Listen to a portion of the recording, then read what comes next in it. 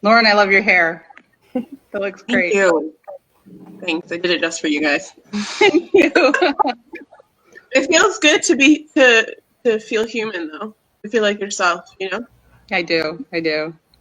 It's 12 o'clock. Hello to everybody who is watching, and we're super happy to be here. And welcome to episode 2 of Wednesdays at Noon with Pumpkin Fights. And this week we have moms.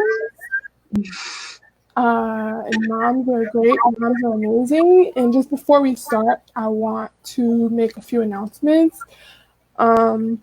We do have a bit of a lag in terms of the comments, like a few seconds. So for anyone who might have any comments or any questions during the live, we will check periodically and address questions and comments. So please do leave those.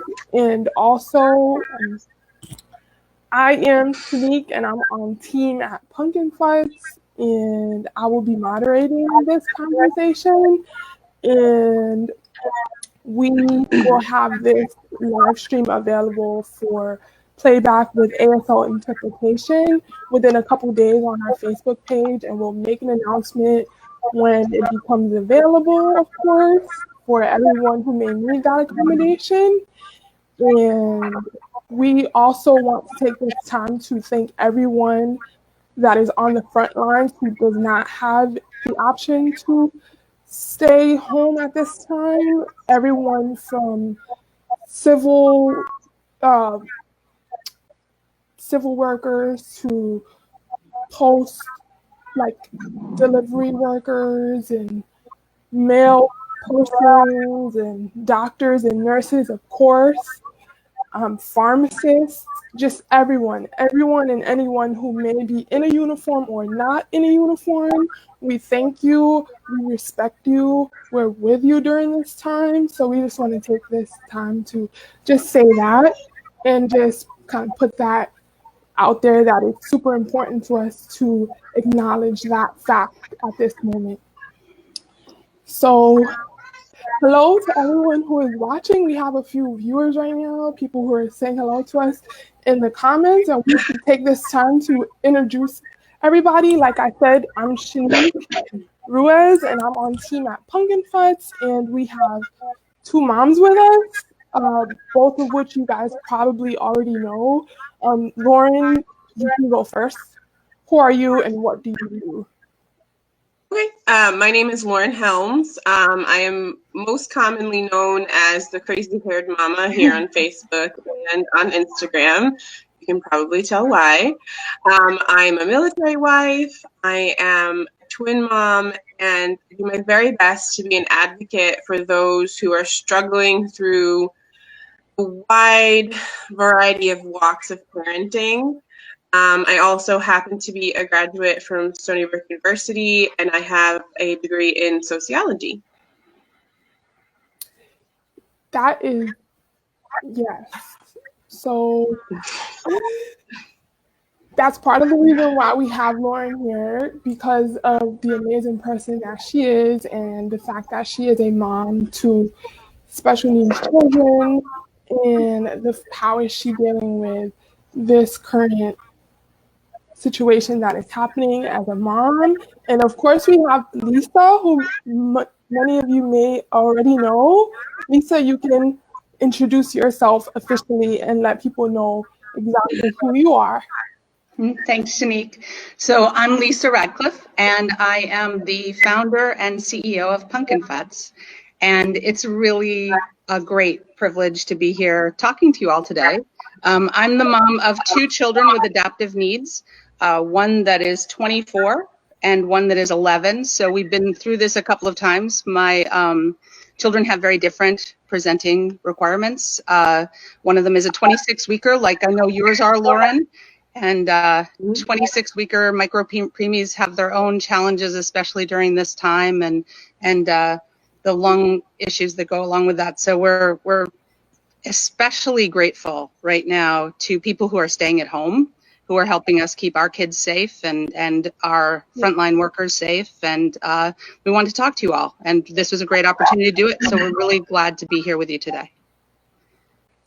And I'm super happy to be here as well, to just be in this conversation, talking to you guys. I'm honored. I am not a mom, but I respect moms, my mom, and all of the moms around the world. So thank you guys again for making time to do this and give support to other moms who need it right now, whatever situation they might be in at home in isolation. So the first question I had is, what precautions are you taking in terms of this outbreak and what has happened? I don't think that it's possible to not have a change in routine. So what's changed for you guys and what precautions are you taking?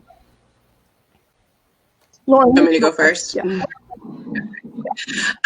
So like Lisa had mentioned, my twins are 26-weekers. So social distancing, practicing isolation is not a new concept to us as a family. For us, it was a necessity for my twins' first 2 years of life. And so in a lot of ways, I do feel like we've sort of slipped back into the routine that we had established those first couple of years, but it still looks very different this time around, since now it's something that everyone's supposed to be practicing. The first thing that we focus on in our home is we try to talk about risk reduction and not perfection. Our goal, it's never gonna be perfect. So we do our very best to reduce risk everywhere that we can. The first is not leaving our property. The exceptions obviously being for necessities like food and medications. We have rescheduled all non-emergent doctor's appointments. And if you're a mom to a 26-weeker, you probably know how many that is. And then, my husband is considered an essential employee, so he goes to work every day. But when he comes home, we're removing anything that he can before entering our home, cleaning anything that he needs to bring into our home. And then the other thing that I think a lot of people don't recognize is we also clean anything that we bring into our home, whether it's groceries, new toys, activities, packages that come into our home, in an effort to make sure that we're not just not bringing it into our home, but bringing it into our home, and then my husband's spreading it to his workplace. So those are our biggest changes. That I'm sure is very overwhelming at times, and I think that that's something that a lot of moms are feeling right now. At least that's what I'm seeing and reading, and all of the stories that I'm hearing is that it's extremely overwhelming, but you guys are doing such a good job at all of the precautions that you are taking, especially you as well. Lauren, Lisa, how about you? What does it look like for you? It's funny. Everything that Lauren says, it's so similar. So Buster was a 26-weeker, and for the first 2 years of his life, we were not allowed to have contact with anyone outside our home, and we weren't allowed to bring people in. He has both chronic lung disease and he had heart surgery. And so for us, we called him the bubble boy. It was a lot of the same stuff. Yeah, I know. But at this point, it's really funny because it's like trying to get back in that groove of, just what Lauren said. We wash everything that comes in the house. We wash our hands till they're raw. I know that we put up something about hand lotion. It's because, our hands 2 weeks ago were already bleeding. I mean, this is just, it's getting back into that groove. The other thing I found for me has been really necessary is to stop watching news. I can become a real news junkie, and I found that it wasn't helping me to know hourly counts of the bad things that are going on. We live in downtown Brooklyn. You've probably seen scenes from a hospital that is only blocks from our house on the national news, and I don't need to watch it. So it's just one of the things I found is sort of sort of distancing myself from the 24-hour news cycle. It's not that we're not keeping track. It's not that we're not taking precautions. It's that watching that coming at me constantly was not helping my mental state. And so that's another thing that we've done beside the sort of all the germ precautions that Lauren was talking about, which, yeah, it's like welcome to our winters all the time. Yeah, and I'm sorry, go ahead.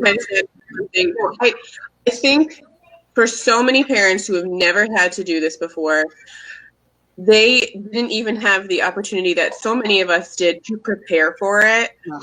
And I see a tremendous number of parents either worrying that they're not doing enough, scrambling to do all the things that we did, and then she said just being totally overwhelmed by not only what's happening in the outside world, but then what's happening in their homes too.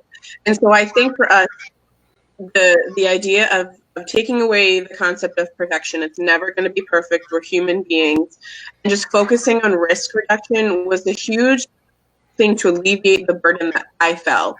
I knew it wasn't going to be perfect, so I was like, okay, let's just do our very best, and then whatever happens, happens. And that's all you have to do. It sounds so simple when you say it that way.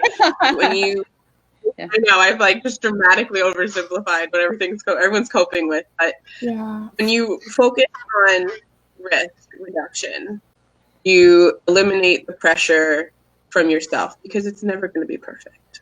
So, you know, Lauren, one of the things that, and I've told you this, but to share with our audience, I really like the sort of common sense way you always talk about this stuff.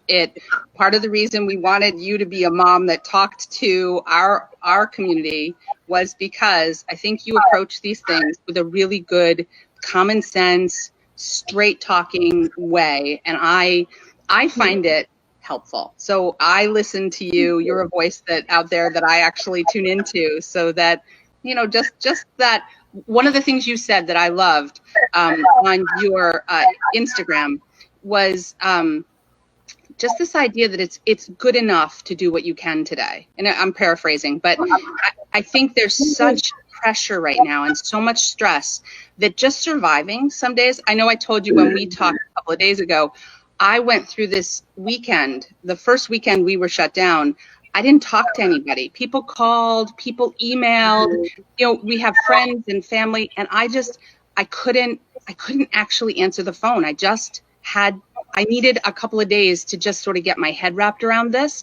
And I loved during that time, you wrote this post that said, you know, surviving is sometimes enough. And I just love that. I mean, that's the end goal, right? And if that's all you can do today, that's okay.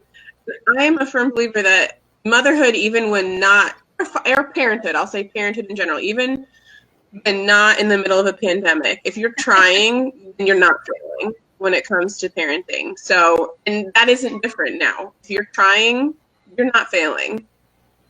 Amen. That is so true. And I think that for me, as a single person who does not have children, I've had some changes as well and some precautions that I'm taking. A lot of which looks a lot like you guys as well.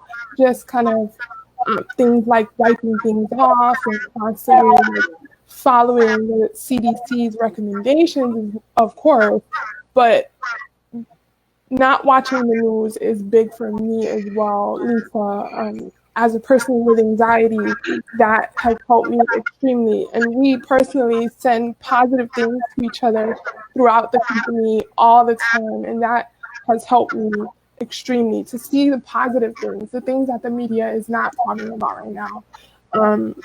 Just around the situation as well as outside of it, seeing positive things helps me. And sometimes that involves a lot of children.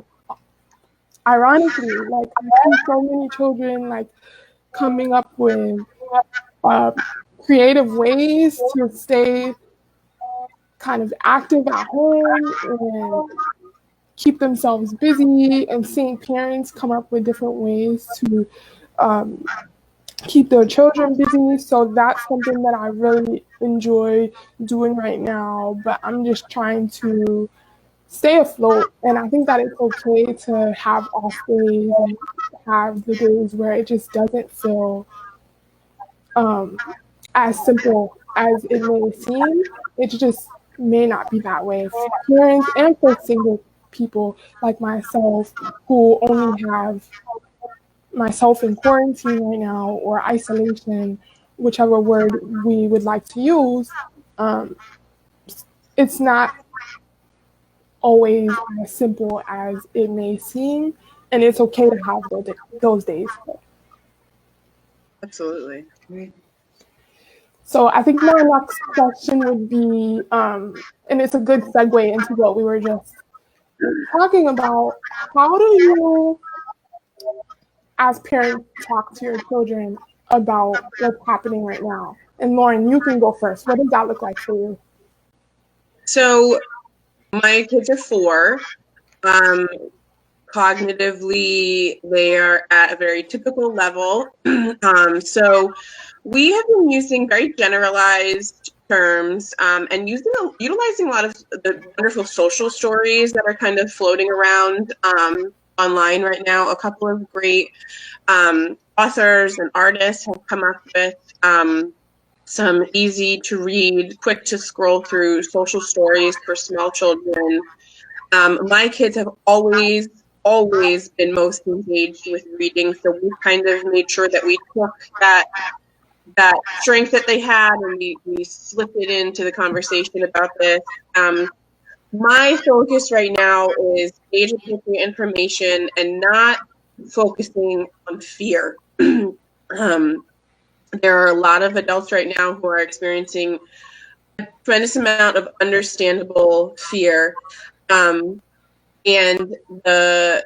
that's not something that I want to necessarily bring more into my home. Like you said, a lot of us are limiting how much media we're consuming and trying to keep our homes as peaceful as possible. So I'm just making sure I'm doing that the same way.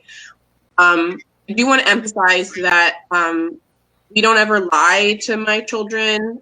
We do our very best to present things factually. And so we have had very upfront discussions with them that they have initiated. It's not something that we have, brought forward to talk to them about. But if they have questions, we answer them honestly. And at the very end of everything, we always emphasize that mommy and daddy are doing their absolute best to keep them safe. I did share a great social story from, I think, Cartoons by Kristen this morning on my Facebook page. I read it to my kids. They had asked a couple of questions. We talked about school, and it was definitely very helpful. I have a couple other ones that I have been scrolling through, and I will definitely share those as well if anybody else would like them as a reference. Very cool. That's awesome. And what does it look like for you, Lisa? So I think age appropriateness is really important. So we have 2 kids, 11 and 24. So the conversations are different than with a 4-year-old. Our 11-year-old is the one that it's been sort of the most, in some ways, challenging. I totally agree with Lauren as far as keeping the atmosphere in your house as one that is a sort of, it's a safe, manageable place for the child, some place that is a safe haven for them. I definitely think that children react really to what their parents set for a tone. And so we've tried, so my husband and I, there are things that we talk about, we keep it very separate from Buster. We don't actually think there are things about this I don't think he needs to be aware of. As far as back to those terrible numbers that we're seeing here in Brooklyn. Those are things that I just don't think help him at all. I think those are the sorts of things that by turning off the TV, by limiting his screen time, those are ways that we've always sort of managed the messaging, if you will. But I definitely think talking about risk reduction and what we're doing and giving children a sense of calm and safety in their own homes right now, I find to be important, at least for Buster. And so we do what we can. We talk to him about what he can do. And then, to be honest, I leave some of it outside. Some of it he doesn't, I don't think I need to share with him. even at 11. I think for me, I have just something specific I wanted to say. I think that it's really important that you guys are saying that not to lie to your children. I see a lot of people keep their children in a bubble. To each their own. It's totally okay to choose what you want your children to hear and see. But with everything that's going on, do you all feel as if it's better for the children to hear about it than to be shielded from it? Like, do you feel as if it will help them to know about it, to understand it better in that way? So I think it's hard to speak so generally. One of my children definitely suffers from anxiety. So I think the way you frame those conversations is incredibly important. I try to think of it as a sandwich. Right. We talk about something good, something that's a little hard, and then we talk about something good again. So, yes, it is not safe to go to the store right now. It is safe. Let's talk about how it's safe to go in our backyard, and let's talk about how one day it will be safe to go to the store again, and things like that. I also think this is part of their history. This is something that the world is going to talk about for a very long time. And I think, not that I want them to know everything right now, like Lisa was saying, there are things that they just don't need to know. But they're going to know about it eventually at the same time. So I think somewhere in this lies a delicate balance between dumping everything on them, which as a 32-year-old woman, there are things that I don't want to know right now. I don't have the emotional capacity for some of the things that are coming out of us. My emotional reserves are a little low. So, I just think there's a balance in there. And I think most of us know our children, and we know how to put in those emotional supports that they need, even giving them that bit of factual information that we feel is appropriate. Yes. I'd like to sort of piggyback on that. I got to tell you, I struggle with this as a parent. So not just in this pandemic, but so I have 2 children with chronic medical situations that during their lives, they have the capacity to understand that differently. And it's been a real struggle for me as a parent all the way through with both of them to know where that line is between what is appropriate and inappropriate to share for information. And I struggle with it constantly. It depends on the child, as Lauren was saying. I have a child who suffers from significant anxiety, and I don't believe, the conversation has to be different depending on the child's ability to manage the information. And so that's something, it's not just about this specific situation, it's something that I personally struggle with as a parent on an ongoing basis. One of the things we've done in this situation is we've taken to journaling. So it was one of Buster's teacher's ideas was keep a journal. So we have been, the family, we've all been, each one of us, I bought journals right at the beginning of this, and we all have been keeping a separate journal as a way to have a place to store this information that we can look back on later. That's going to be some story. I'm sorry? It's going to be some story to tell your kids. I hope so. Yeah. I'll tell you that one of the things I worry about, Buster's been having nightmares. And so I watch stuff like that when I think about how I talk about this and how much information I give to him. He's never been a kid who has nightmares. And so for him to come to me a couple days in a row with nightmares that to him don't seem like they have something to do with it, and yet to me sound exactly like what this is, just sort of metaphorically. So I think this is a really challenging question. I don't think there's a good, easy answer. And I think to Lauren's point, you have to know your kid, and you have to really look at how much that child is able to manage at any given point in time. So maybe when things are safer, you can talk about it more and process some of this. I think while we're going through it and there's so much unknown, I'm erring a little bit on the side of not lying to my kids at all, but also protecting them a bit. I am.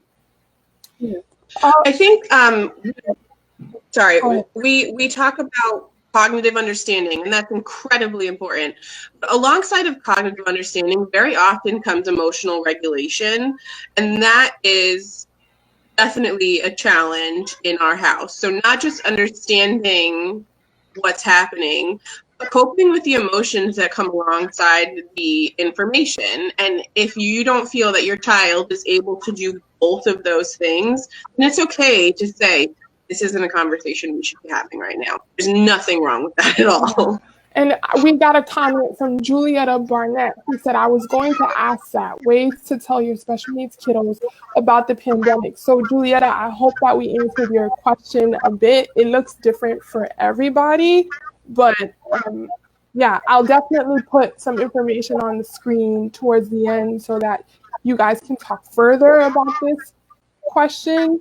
If you had any more questions for you specifically, I think we should move on to the next question if you guys are okay with that. Ready when you are. So I think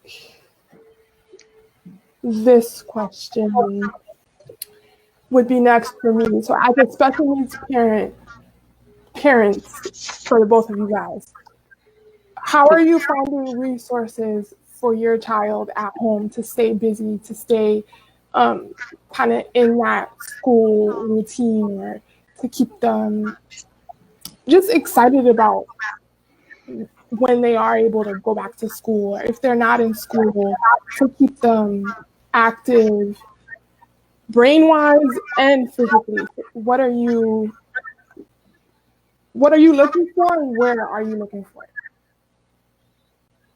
So for us, my kids are very young. The focus has really just been on keeping them engaged with learning. We have been really blessed. We have an absolutely phenomenal integrated preschool program that both of my kids go to. And the school system took a little while to get everybody together, but since then, we have just been absolutely blessed by our teachers reaching out to us, including all of the therapists that my kids utilize, which has been huge. This is definitely entirely new to all of us. So there's definitely need to be patience on both sides, but now we're starting to see activities come in, videos, links to books that we can read, and then more social stories and other resources like that. They are my go-to for resources because they really know my kids best. I love trying new things with my kids, but if I can get something from somebody who knows my child's strengths, things that my child needs to work on, things that we're trying to maintain throughout the pandemic so we don't lose more essential skills, like many, a bit of a regression in some things. They are definitely my first choice when it comes to finding resources. And how about you, Nicole? What are you finding? So it's interesting. So Buster was on spring break until Monday of this week, and then they just went back to school today for the first time. The fact that he's 11 is really cool because, as you saw, I put up a picture of him sitting in front of a computer. So the interesting thing was, by 10 o'clock, he was downstairs having real trouble staying focused with a screen. They're doing it asynchronously right now, so there isn't someone engaging with him. He's just sitting in front of a screen, and that's a lot for an 11-year-old. An hour was like he was literally downstairs saying, "Okay, I've this is too hard for me," and I think it's going to be interesting as we watch what how this plays out. I think we're going to learn a lot about distance learning and remote learning. I think it's a lot to ask of a child to be able to navigate it by themselves. And yet, as a parent who works, this is really hard. I'll tell you, the last 2 weeks, we usually have a screen time limit in our house. Buster is not allowed screen time during the weekdays, during any weekdays, except for school. So this year they use screens for school, which has been a challenge for us because I'd rather my kid didn't sit in front of a screen. So we've always limited screen time. For the past 2 weeks, I have allowed him to sit in front of a screen however he needed to so that I could work. And I think it's changing things about the ways we find resources, the kinds of resources that we're going to need. I think we're struggling with it still here, finding ways to actually help him through this. We're just starting. So today we're like 2 hours into this, 3 hours into this at this point. But it's so crazy because the next question that I was actually going to ask is, what is this is actually not the question, and I don't see. Can I mention something while you're looking for the question, Shanique? I'm sorry. Yeah.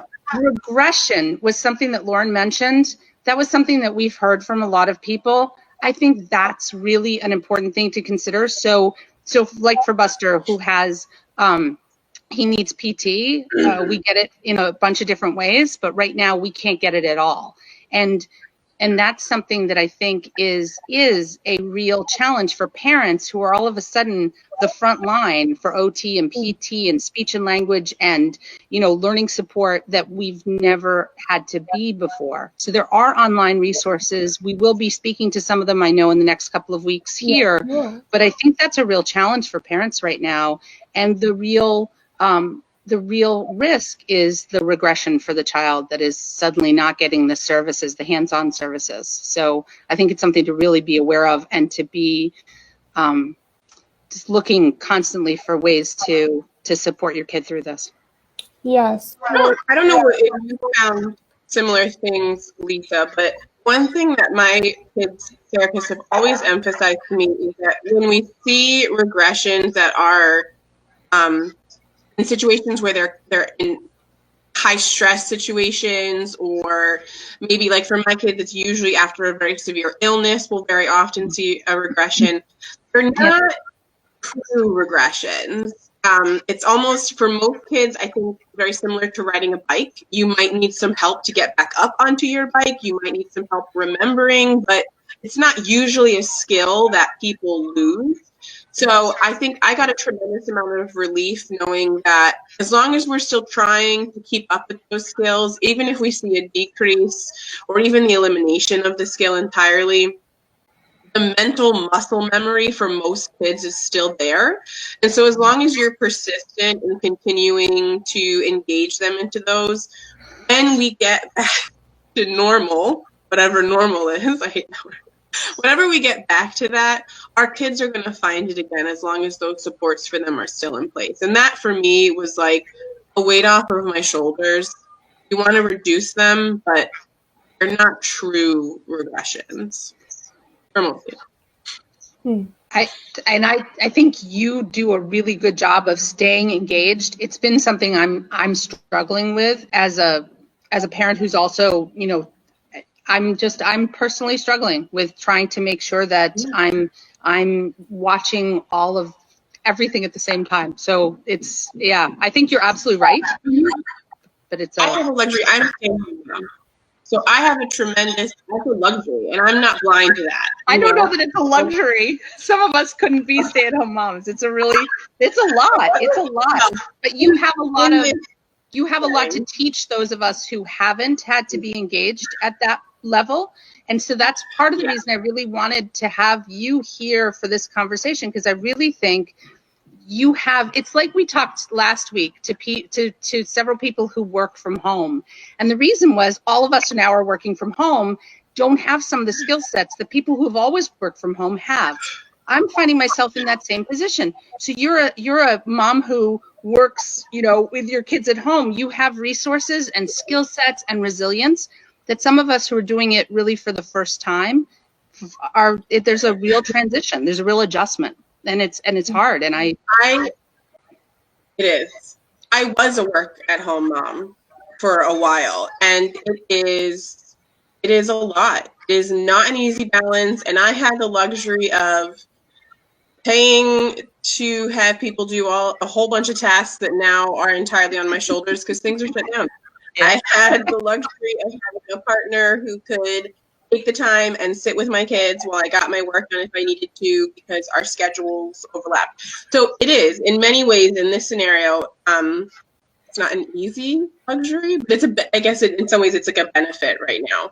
And I have so much sympathy for parents who are trying to like work side by side with their partner and parent and, you know, navigate this whole situation that we all just got like plopped into. It's a lot. People need to cut themselves some slack because it is a lot. I just want to say, like, my next question was going to be, what are some struggles that you guys are having at this time, if any? And I think you guys segued right into it. So I didn't even really have to ask the question. So I think that this conversation comes naturally to you guys, which we already knew was going to happen because that's what usually happens with moms. I think my next question would be something maybe a little bit more positive. So what is something with all the time that, well, maybe for some it's not a lot of time, but right now that you've been able to do that you usually do not have the time to do when we're physically out in the world working, whatever job we are working? What can you guys do now that you couldn't do before? So for me, I think one of the biggest changes is now I'm taking a very active role in my kids' education. And then, you know, in the past, we've done PT, OT, FT since my kids were teeny little babies. And I was definitely actively involved in their therapies then. But now it's like all of a sudden I am mom, I am teacher, I am physical therapist, I am occupational therapist. And it's like, whoa. Yeah. And I'm definitely overwhelmed by it, don't get me wrong. But it has also been eye-opening and interesting to take that role over in some ways. I am a notorious stress cleaner. Come to my house. Come to my house. So, like, the other day, everyone was laughing on Instagram because I pulled like 8,000 plastic bags out of my pantry. I don't know why. It felt good to purge. I don't know. But I am definitely my hope is that like I'll do all my cleaning right now, and then once the pandemic is over, I can just enjoy not being in my house when the time comes. For me, I'm adopting some more healthy habits in terms of eating healthy and cleaning more than I usually have time for. So for me, it's those are some of the good things that I'm choosing to see as things that I'm able to do that I wasn't before. I mean, I used to spend weekends, but now I have a lot more time, and I take breaks in between, like working from home, to do things like watch tutorials to learn a new hobby on YouTube, like Fun. things like that. What does it look like for you, Lisa? Well, so I have baked with Buster. Like, I got to tell you, I don't think I've not had the time to bake with my kids. We made peanut butter cookies. We made banana bread. We're making shortbread. Like, it's so amazing. Like, you have no idea. I have not had loaves of banana bread. I don't know why. It's unbelievable. I'm eating all the food that Shanique is not eating now. I'm eating all the junk food.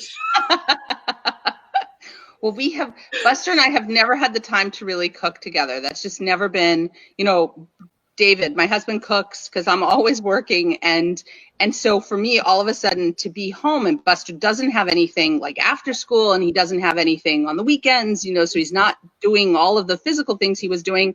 He's here and I'm here. And so it's been that has been so cool. I've never cooked with my kid before. And that's got to be like the best thing out of all of this for me. That's so cool. You just made me hungry.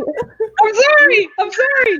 And you still have those sweet things. I wish I had. And this is over. We're going to have to cook for you. We'll get you some banana bread. We're cookies. coming up on the 5-minute mark before like all of this is over. I cannot believe like we've already done the majority of it. So I think that we should come to closing statements. If you guys have something that you want to say to our viewers right now, anything that you want to leave them with, Lauren, you can go first. For me, I mean, it's kind of always been my message, but I think it's even more important now is to please give yourselves grace during all of this. You are not failing. You are existing in a system that was not meant to work the way that it is now. You are not failing. We're all finding our new normal, or at least our temporary normal. So if I could tell everybody anything, it's that. Please give yourself lots of patience. Give your kids lots of patience. And if things don't go the way you would hope, if activities aren't working out the way you hope, if work is a struggle, that's hard, but please know that that's okay. And it's not a reflection of you as a person or as a parent. I think that's amazing, Lauren, to just have people hear that, whether they're a parent or just anybody, to just forgive yourself. So I think that that's amazing for them to hear that from you, and I agree. So what about you, Lisa? What is something that you would leave? I always appreciate Lauren's voice in this, like I said. So I think it's hard to follow that. That is really perfect. One of the things that I find is that so I'm a people person. I like to be with other people. I like to, when I see people on the street, I'm the type of person who wants to say hello. I want to talk. When I see my friends and neighbors, I want to hug them. And one of the hardest things for me has been social distancing. I can't even tell you. We've made a joke of it. We say we bow now. So that way I can tell people, it's my way of telling people, I so desperately want to connect. And I know I can't. And so it's funny because our neighbors will stand in the middle of the street. I'll bow to them because it's as close as we can come. I think just this idea that we're all in this together. I think it's easy to forget that. I think it's easy to forget that.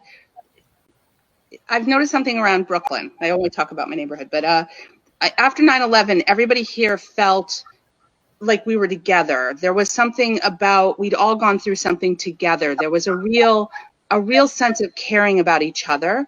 And I'm not feeling that right now from the community. I think, I don't know if it's the social distancing or the fear of each other, of the fact that you might have something I could catch. I think we need to remember still that we're all in this together and to be kind. So as Lauren was saying, be kind to yourself, but also kind to each other, that this is hard for all of us, and we're in it together still. We're all in this together, and we're going to make it through this. We are. Remember to be kind to each other and ourselves. Yes, I agree. And I think for me, the social distancing is really hard as well. As you know, I am a hugger. I love to hug people. I love that face-to-face contact. So it's been hard for me as well, but I'm trying to make up for that with the things that I post on social media, the things that I tell my family about. Like, hey, listen, you should see this because of XYZ reason. Maybe this will do some good for you in terms of positivity. The things that we post on the Pumpkin Fudge Instagram and Facebook account, we're trying to really push that positivity out there and be the light in this darkness. So I think that it's really important to just all of us collectively as a company. And Lauren, I hear that from you as well. So I'm so glad that we agree about that. And we have about 1 minute before it's over. So I want to just say that next week, we're actually going to have 2 occupational therapists talking about their early intervention milestones book. And we want to hear from you. And yes, this will be a different conversation than the two that we've just had previous, the one now and the one last week. This will be with occupational therapists, and we hope that you tune in, and we hope that you enjoyed this conversation that we're having right now. And thank you so much to Lisa and Lauren for doing this. Shanique, did you want to give our contact information if people wanted to get in touch with us? Yes. So I've been putting it up on the screen as sorry. I'm talking. No worries. No worries. I didn't notice. I'm sorry. But also, and Lauren. So if people, I know that Lauren had said, yes, where they can reach her as well. So yep, you can find my Facebook page, message me, whatever you need to do. If I can help, I will always help. Thank you so much, Lauren, for being here, because you constantly help me, so I appreciate it very much. Thank you so much. Thank you so much for having me. We're looking forward so much to next week and the next guest that we have, and we're super happy that this was able to happen and to be able to talk to both you, Lauren, and you, Lisa, of course, and to all of the parents out there that needed this positivity and needed this support and needed this pick me up. We hope that this helped you. We hope that you watch this in playback. For anyone who needs ASL interpretation, this will be available on our page. And yes, we hope that you join us next week for episode 3. Bye. Bye.